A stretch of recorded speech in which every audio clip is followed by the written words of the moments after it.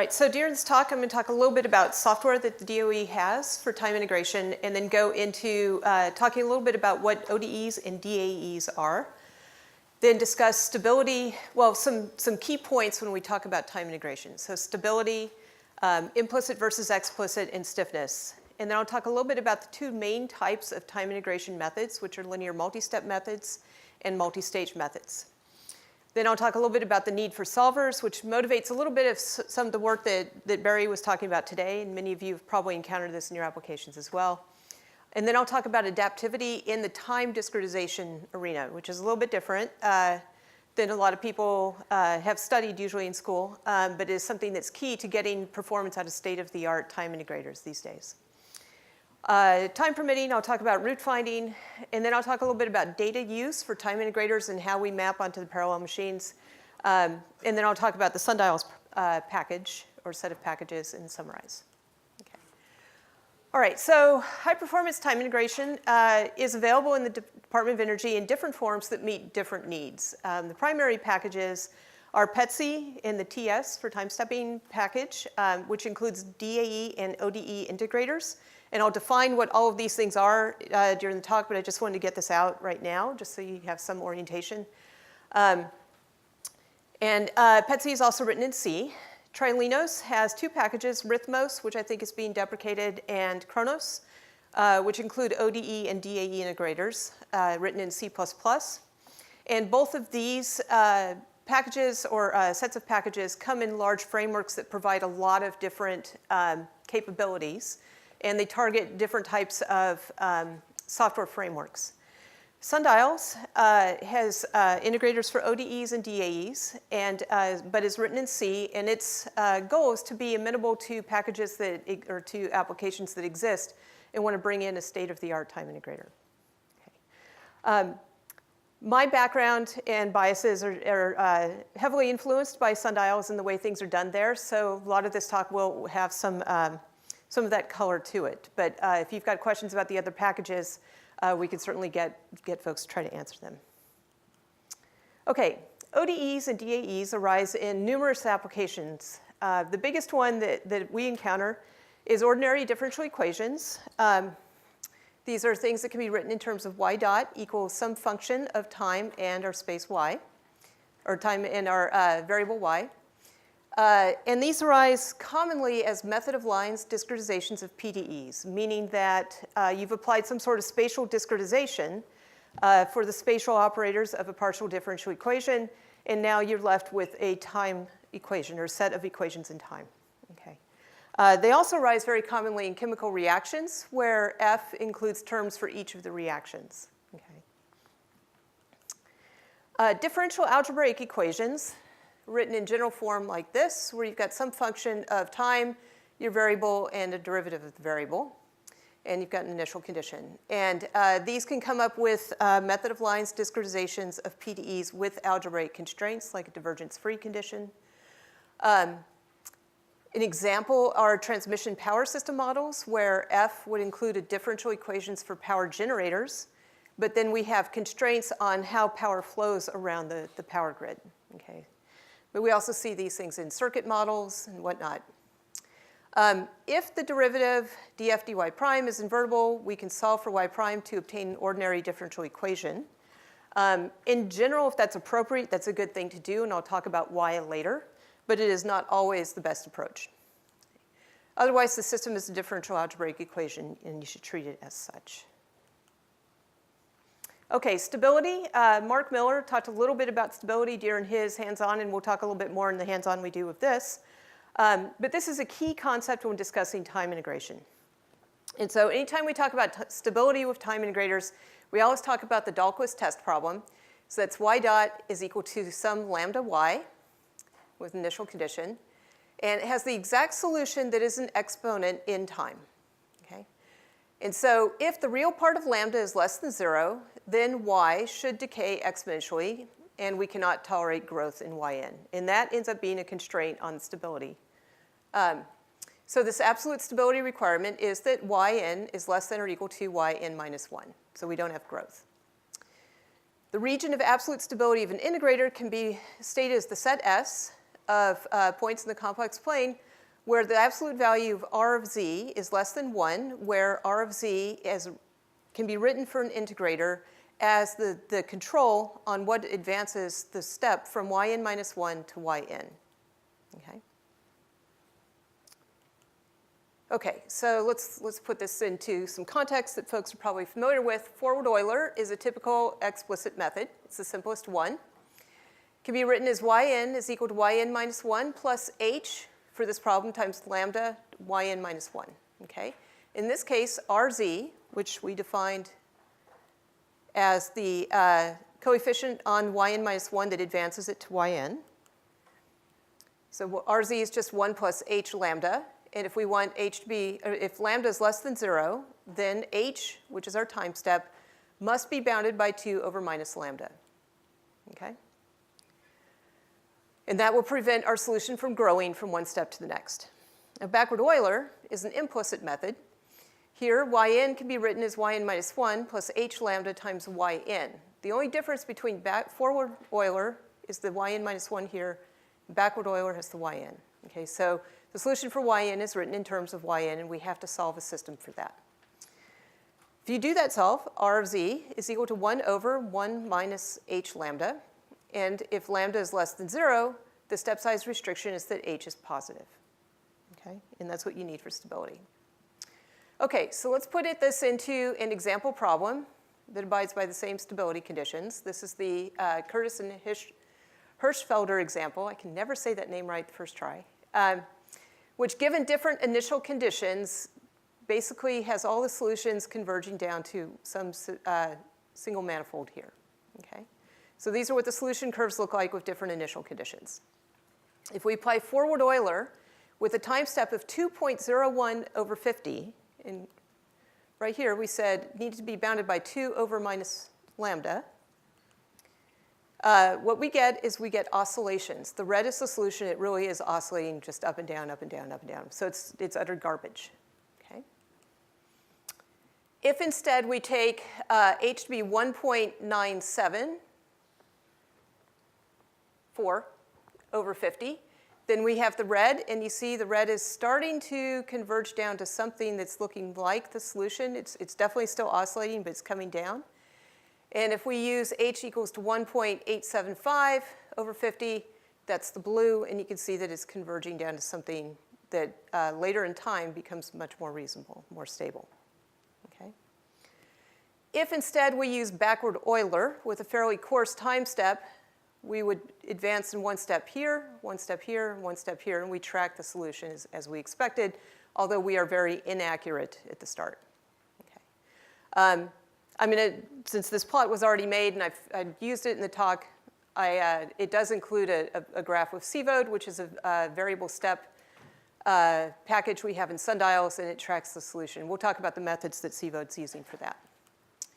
Okay, so explicit and implicit approaches are something that you want to pay attention to when you start looking at trying to solve these problems, because they can direct you towards with the time steps that you're going to need. Okay, so explicit methods have the pros that they are very easy to conceptualize. You're writing the solution in terms of prior solutions. They're relatively easy to code, and they do not require solvers. But they do have stability limits on step sizes, and they track the fastest dynamics in the problem.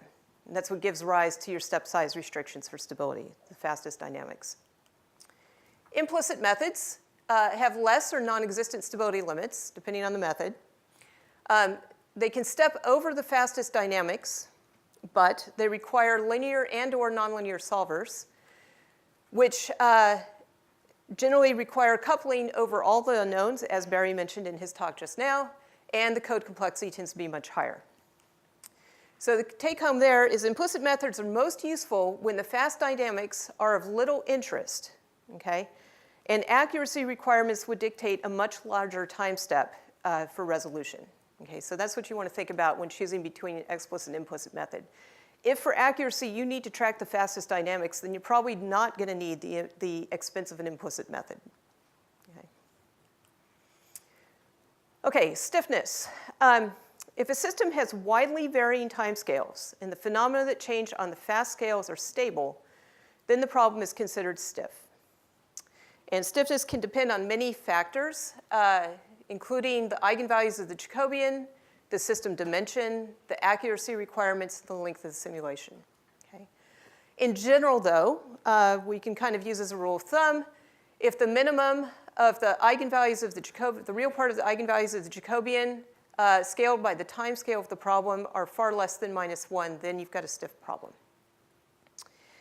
In general, because of stability requirements, stiff problems generally require implicit approaches. And furthermore, we would even say the implicit approaches for stiff problems require a very robust nonlinear solver for each time step solution. As Barry indicated, talking about the Newton's method and the stationary or fixed point iterations, the simpler nonlinear solvers, those generally don't work or are extremely slow for stiff problems. Okay. All right, so let's talk about what linear multi-step methods look like. You can write a linear multi-step method in this way, where remember y dot is the derivative of y with respect to time. This is a linear combination of prior states of y and another linear combination of prior derivatives of y. Okay? And the coefficients alpha and beta dictate the order, or dictate what the method is. K1 and K2 can dictate the order. In Sundials, we have a non-stiff Adams-Moulton variant of linear multi-step methods implemented to order 12. So here, K1 is equal to 1, so we have 1 prior state involved, and K2 is equal to K, and we have up to 12 prior derivatives involved, right, depending on what the order of the method is. For stiff problems, backward differentiation formulas have worked extremely well. In Sundials, we have implemented up to order 5 of these, where K1 now is equal to K, so we can have up to 5 prior states, and K2 is equal to 0, so no prior derivatives. Okay. The stability region for BDF methods is the region that is not shaded. And so you can see the BDF1, which is backward Euler, has a stability region of everything but this circle here. So it tends to be a very, very stable method. That's why people like it. BDF2, also fairly stable. There's a large region that's still not shaded. By the time we're getting up to 3, we're starting to cross over into the complex plane. Into the negative area here. And by the time we're at order 5, we've lost a lot of stability. And so that's why we cap these at order 5. Okay, stiff integrators often use a predictor-corrector scheme where we use an explicit method to give an initial iterate for a nonlinear solve in the implicit method that we want to use to solve the problem. Okay? And that gives rise to doing 2 applications. So one's a very explicit, very easy to implement, and then we solve the nonlinear system using that. Okay. Multistage methods. They construct approximations based on estimates of the derivatives at multiple points within a time step. Okay, so we don't talk about prior states so much when we talk about multistage methods. So here we have a number of stage solutions, Zi, which are equal to linear combinations of our f evaluated at points Zj. And then once we have all of our stage solutions and we've solved for all those, then we can put them together to get the new solution, Yn. The A's, B's, and C's, which, sorry, I don't have this part of the slide, the C's are used to designate the time step, or the time point, define the method, and can be generally presented in what we call a butcher tableau. And what the values are for these guys define the method and can give rise to whether or not we're doing something explicit, something implicit, something with massive amounts of coupling, something very little coupling.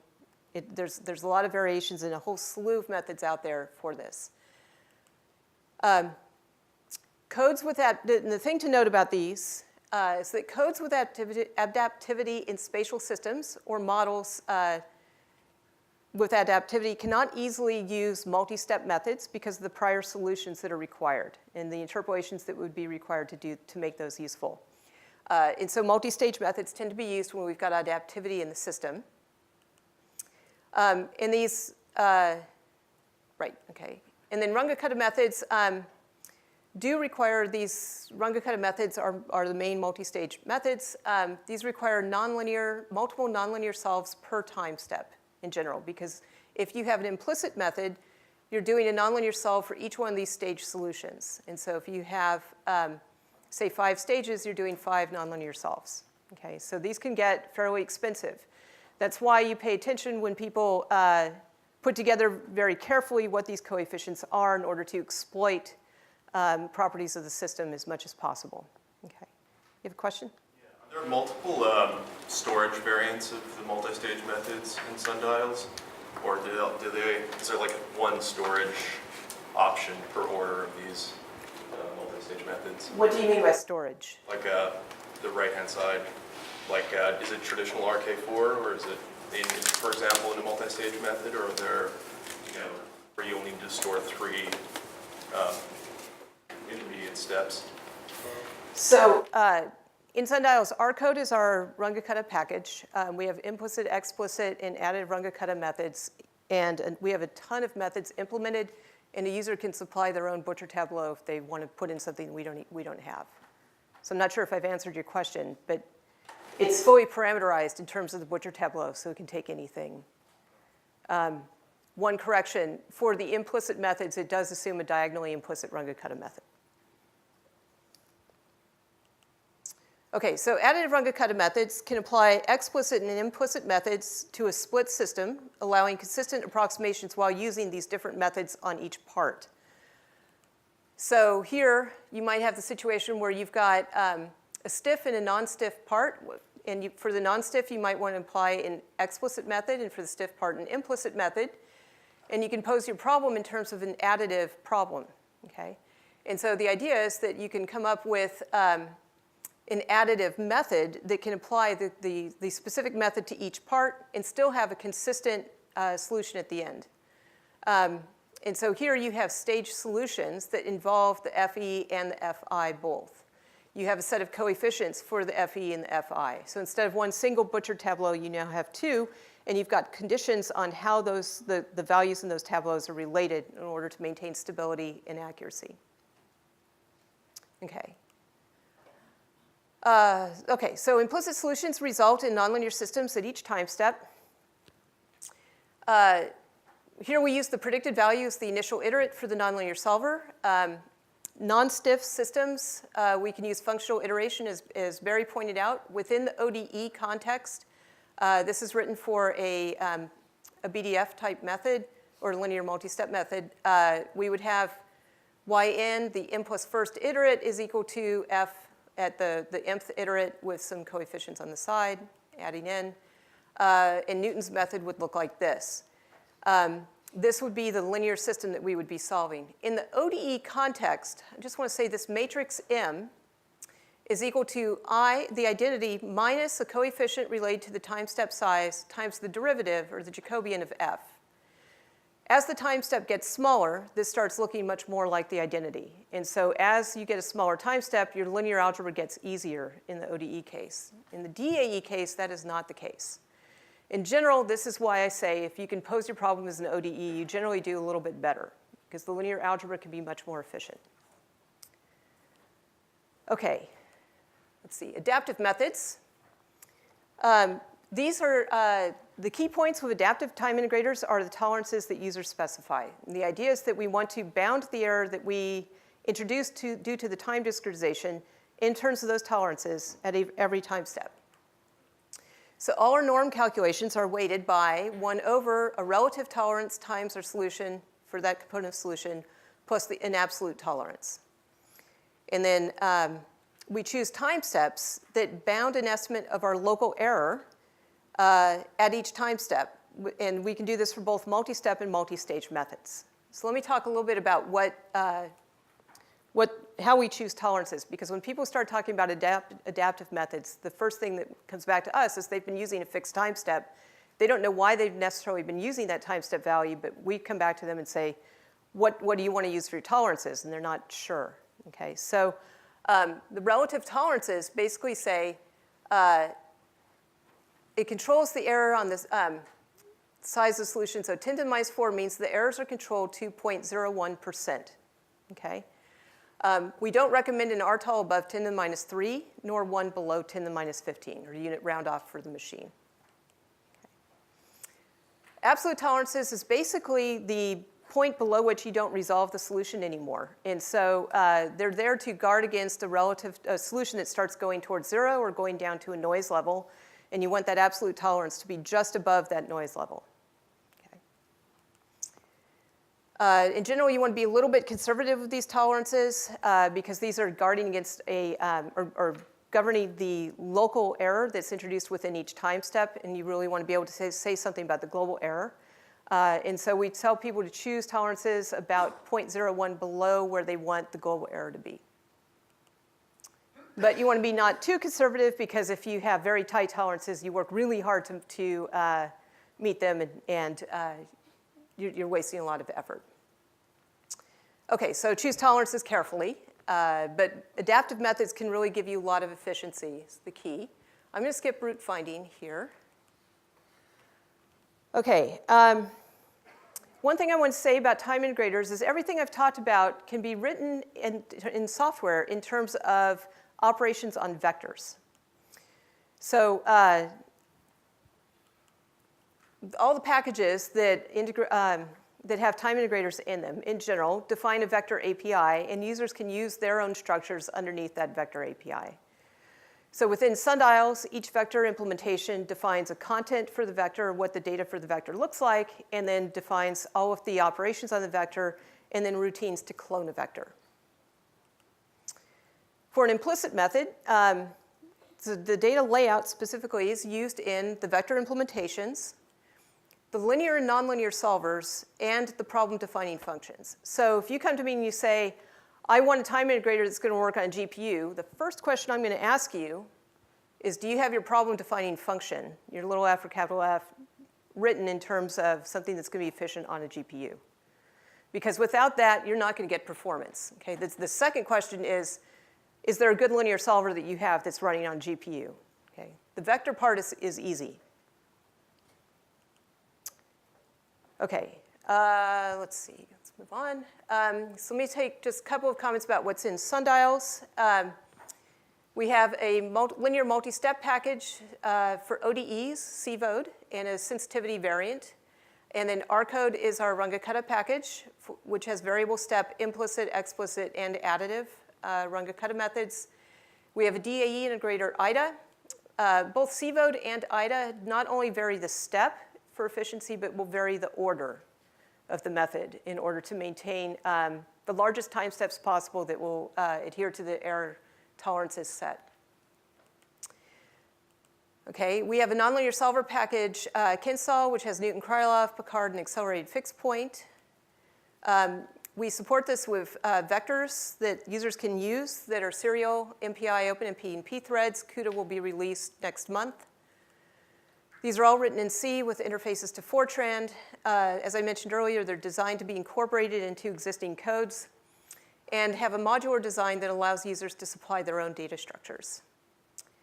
Let's see. And we've been used in a lot of different applications. We love to hear about users who do use the Sundials codes, and we've got a little form on our website which people can fill out and let us know. So in summary, when choosing a time integrator method, you need to understand what the timescales in the system are, whether the application requires resolving all the timescales, whether the system is stiff, whether the system has adaptivity in the spatial or model components, and what the accuracy requirements are. With that in hand, the choice of tolerances can impact both accuracy and performance of an adaptive method. Multi-step and multi-stage methods have different characteristics that may each be better suited to a specific application. And implicit methods will need algebraic solvers. So keep paying, if you've got an implicit method or a problem that requires an implicit method, pay attention to the rest of the afternoon. Okay, and they can be implemented in a data agnostic way, allowing for a lot of application-specific things to be put under them and around them. Okay, so Mark. While Mark's getting started, are there any questions?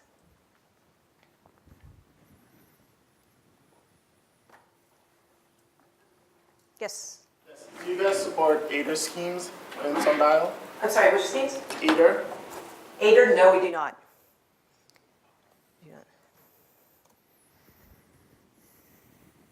Other questions before we start some hands-on? Maybe I missed it, but you're talking about like the methods being able to be implemented in like a data structure agnostic way. But like, is that like how do you do that in C? Or just like I know I've heard that before, but normally I like associate it with like C++ templates, and so I'm just like wondering what exactly that means or like how it's done. So all of the time integrator algorithms in Sundials, in most of the time integrator packages, when they need to do something like scale a vector, they call a routine to scale a vector, but they don't do it, right? And so a user can then supply a vector scale operation on a specific type of vector, right? So basically it just means the vector operations are encapsulated. It's a series of function pointers under the hood. Okay, so we're gonna start some hands-on. We're going to be using MFEM as a demonstration vehicle for Sundial's time integrators here. Before we start, I just want to make sure that people are still pairing off in order to run these. It's not absolutely essential, as it turns out. You probably have discovered you can run a lot of these on various nodes, even the login nodes. And it turns out I will be doing that because I see my allocation would weigh on me. But your first step is CD to the top of the hands-on sort of directory hierarchy, where you see me there. And then we want to CD into MFEM, examples, AppTest, Sundials. And you'll see an application there, transientheat.cpp, and it's already been built. Again, this is an MFEM application that is going to be using Sundials to do some time integrations. Real quickly, the equation that this application is solving is if you remember in the first hands-on lesson we did, we solved a heat equation. This is solving a much more generalized form of that heat equation. If you compare it to the equation that we were solving in lesson 1 and the simplifications we made for one dimension, this application here supports it in 1, 2, or 3 dimensions. It supports inhomogeneous thermal diffusivity and also thermal diffusivity that varies with temperature. That's the kappa plus alpha U term up there. That causes a nonlinearity in the PDEs that need to be solved. And in addition to that, this application is about 500 lines of code, which is about the number of lines of code that 1D case was. So real quickly, if you were to actually look at transientheat.c, if you go look at it on GitHub, the lines of code that actually control the main step loop are called out here. It's, again, very simple.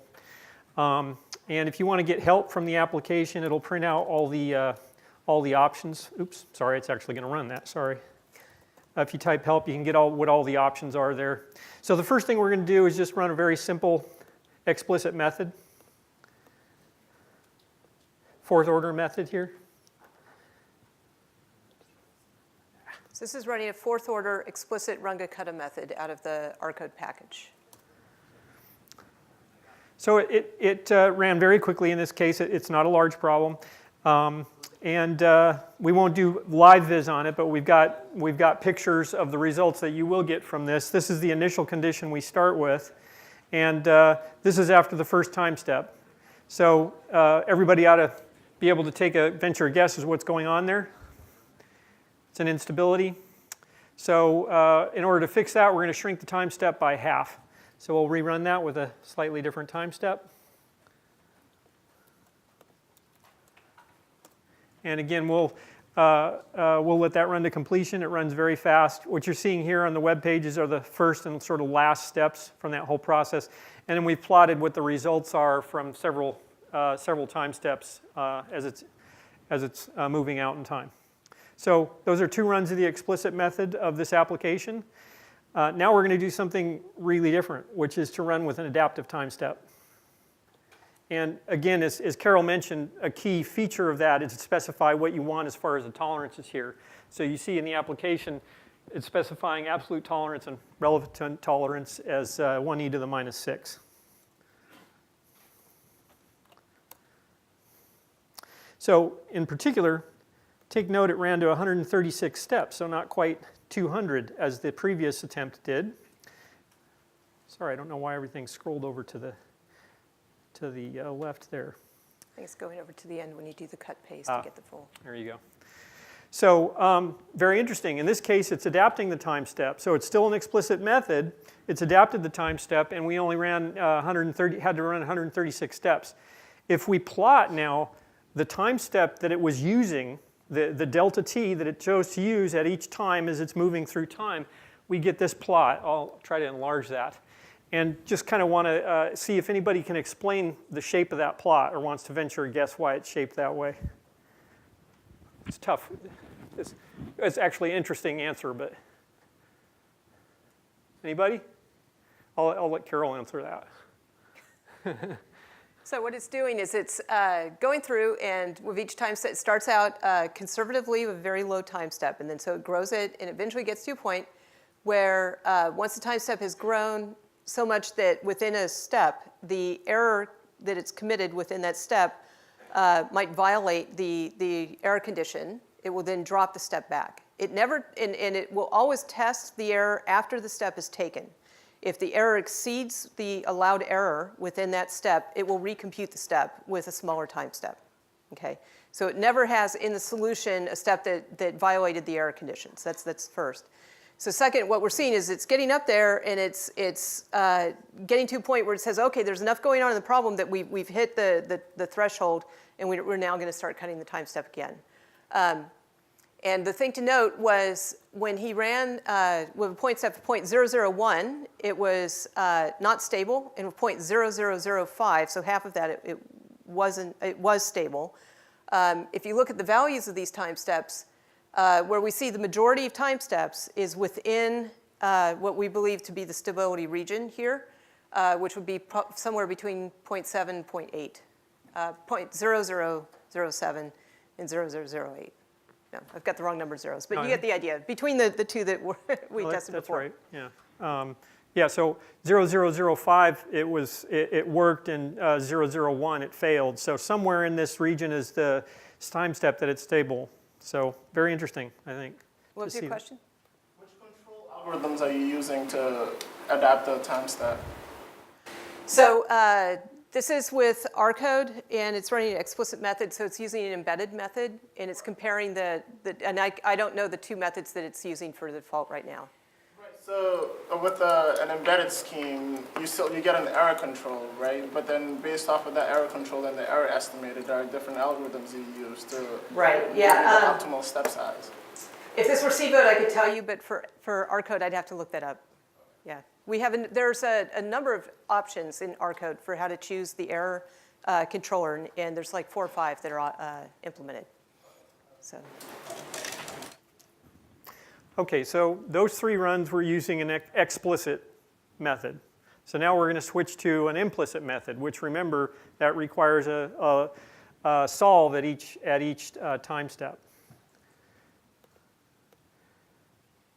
So all we're doing here, we're basically running like the very first run that we did. The only thing we're changing to an implicit method. And that ran out to point, let's see, I forgot to mention something here. What you see on the web pages here, which is more difficult for you to capture, are the total number of floating point operations that were performed by the application each time. We ran these with special tools. Valgrind Lackey is what we're using to gather this information, for example. And so you see that at the bottom of each of these runs that you won't see on the runs that you do, unless you happen to run it under Valgrind Lackey, which slows it down. But nonetheless, pay attention to the fact that how many nonlinear solves were done there, and then the total flops that were done. And the question is, one question is, how does the implicit fixed time step compare with the explicit fixed time step in terms of flop count? And I've forgotten the answer myself, actually. I've got to go read it. Actually, in this case, still requires about 33% more flops to get to the result at the end in this particular case. So one thing I would say is that this problem is fairly easy for the integrators to handle. And so the tolerances are set maybe a little lower than we might normally in order to expose some of the differences in steps for these methods. So one could play with this and potentially save a lot of flops by loosening the tolerances. Relaxing those a bit. So one other thing we just kind of wanted to point out is you've seen now it's run explicit, implicit, it's run adaptive time step, fixed time step, and the lines of code in the application that are actually providing this level of flexibility are basically the lines that you're seeing here in this transient heat.cpp. So for example, this is the line that's setting the tolerance in the adaptive mode. This sets the actual order of integration. And the lines here select either an implicit or an explicit solve.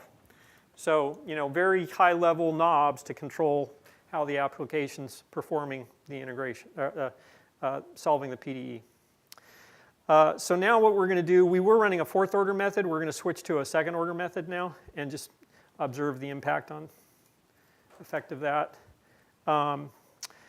Look at the total number of nonlinear solutions in this case. It was cut, remember it was 520 before, now it's 224. So it's reduced the number of nonlinear solves. And let's see, it used about half the number of flops. Now why did it use less flops? I'm not sure. What did I write there? Well, I'm sorry, this was based on, yeah, so I think the key point here is by paying attention to the order of time integration that you actually need to use and not use higher order when you don't need it, you can then control the number of flops that you need to use in any particular. So in other words, don't use higher order integration, you don't actually need it. Right, so what was happening is with an implicit method, we were doing multiple nonlinear solves per time step. And so with fourth order method, we're doing more nonlinear solves per time step than with the second order method. We're still running the same size time step because this is a fixed time step problem or a fixed time step method that we're applying. And so we're not getting anything better for accuracy that we're using or that we're needing so much. Now, this should be paired with and I apologize that we don't have a plot that shows the solution error with the fourth order method versus the second order method. You could see what that extra cost would give you. What I would tell you is based on the research the runs that we did, for this problem, it's not going to be worth it. But for many problems, maybe a fourth order method would definitely be worth it. And eventually we'll add to the lessons those plots of comparison with getting the error. So we did that with a fourth order implicit fixed time step, second order implicit fixed time step, and now we're actually going to use an adaptive time step and back to fourth order. So again, when we're adapting, we have to set the tolerances. So we'll just run this real quick. Now, because it's been able to adapt, look at how many steps it actually needed to take to get out to the final time, 26 steps in this case.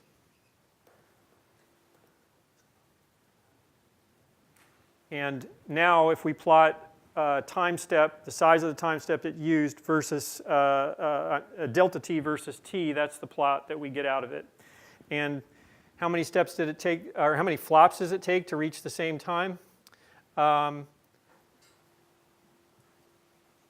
So it actually turned out it used about the same number of flops in this case. If you compare the number that you got output from here versus the previous run, fourth order run, which is up here, they're about the same. All right, so let's see, last couple of runs here. So now we did fourth order implicit adaptive time. We're now going to cut down to second order. So in theory, should we reach the final time sooner or later at second order? I think we should reach it sooner. Let's see if that's, in other words, should we reach the final time in a fewer number of steps is the question I should have asked. No, I'm wrong. It's lower order, so it has to take more steps in order to get to the final time. Apologize for that. Sorry. That's right. So it took 128 steps. We reduced the order. It had to take more steps to get out there. Because it was going for the same error tolerance. So we had the same tolerances set. So since it couldn't get the accuracy out of the fourth order method, it had to drop the time step to get the accuracy out of the smaller time step. And that there is a plot of, again, delta t versus time. We suspect that I may have made an error in gathering this data, and these slight glitches are an off by one error in what I plotted here. So apologies for that. Okay, the last run, we're going to go 5th order. So, so now that we're going 5th order, we should expect to go reach the final time in fewer steps than we ever have before, because we haven't run 5th order yet. And sure enough, we get there in 15 steps. And I'm not sure if I actually have a plot of So what I'm doing here, what we're doing here is basically of these last runs where we are adapting the time step, we're just comparing on all these implicit runs how the time step varied with time between 2nd order, 4th order, and 5th order. So there's more information at the end of this particular lesson, and I guess that's it for the hands-on. So if there's more questions, or are we out of time? I think We have about 5 minutes for questions. Okay, great. All right. So if nobody has any questions for me, I'll ask a question for you guys. Who's using time integration methods in the room? Okay. What kinds of methods are you guys using? I'm sorry? Runge-Kutta, Euler? Generalized alpha. Generalized alpha, okay. All right. It's not based on error. Not based on error, yeah. It's a different way of thinking. A lot of people don't think about it. We see this a lot with CVOD, which is our variable order, variable step code, because people look at that and say, I want to run 2nd order. I want to make sure it gets 2nd order. And I said, well, that's not really the question that you want to be asking, right? The question you want to ask is, do I meet tolerances? Do I get an accurate solution at the end of the day for a cost-effective way, right? And so I would urge, if you aren't considering an adaptive time step algorithm, you should really consider that. And there's some really good algorithms, some good packages out there, again, in Sundials, in PETSI, in Trilinos. So I'd urge you, if you're not using an adaptive time step algorithm, to take a look at that. Any other questions? Yes? Is would it be possible to write like an adaptive algorithm that like adapts based on the number of flops, so it would change like the accuracy rather than the time step, or both somehow? So I'm sorry, you want to maintain accuracy but change the number of flops to get there? Let's see. Yeah, maybe it's already achieved by something, but if you have a certain accuracy and you just want to use it, like it seems like with the adaptive time step, if you're doing too well, you'll increase the time step, but maybe instead you would like use a cheaper method or something. I don't know. Which maybe when you increase the time step, you are doing fewer flops, so maybe it's sort of the same thing. Yeah, I'm not sure how you would do that. So like I said, for CVOD, we choose the order that allows us to take the biggest time step that we estimate will meet the error tolerance, right? And so that is the goal. Now there's all kinds of, I haven't gone into, didn't have time to go into a lot of detail, but there's a lot of work that goes into these packages, into the heuristics of where you put the work. Right, so you can say, well, I want to meet my local truncation error for time, so I only need to worry about solving the nonlinear system so that the error that it introduces is below the time error. And the nonlinear solvers people say, well, I only need to solve the linear model well enough to be below the error that the nonlinear solver puts in, right? And so there's a lot of heuristics that go into that. In one of the implicit methods, one of the earlier ones that took 100 time steps, there was one of the diagnostics that came out was the number of linear setups. It was like 5. So that was 5 times that the linear solver setup was being called. And otherwise, it was being reused over multiple time steps, not just multiple nonlinear durations. Although this problem is mildly nonlinear, it still is nonlinear. So there's a lot of heuristics that go into these packages that govern where the balance of work is and where it falls. Yeah. So maybe I could paraphrase this question. Okay. Do we have time? Yeah, 1 minute. Is it possible to let the error vary but hit effectively a target workload or target flop count in some sense? Would that be possible to implement, or would it make sense to implement? Well, I honestly don't know how you would do that. Okay. Because I'm not sure what quality of solution you would have. right? If you let the error vary, I mean, you'll eventually just get trash, right? So why are you even bothering? Yeah, I guess the hope is that whatever workload you specify, it's such that, well, you're getting something useful out, not complete garbage. Yeah.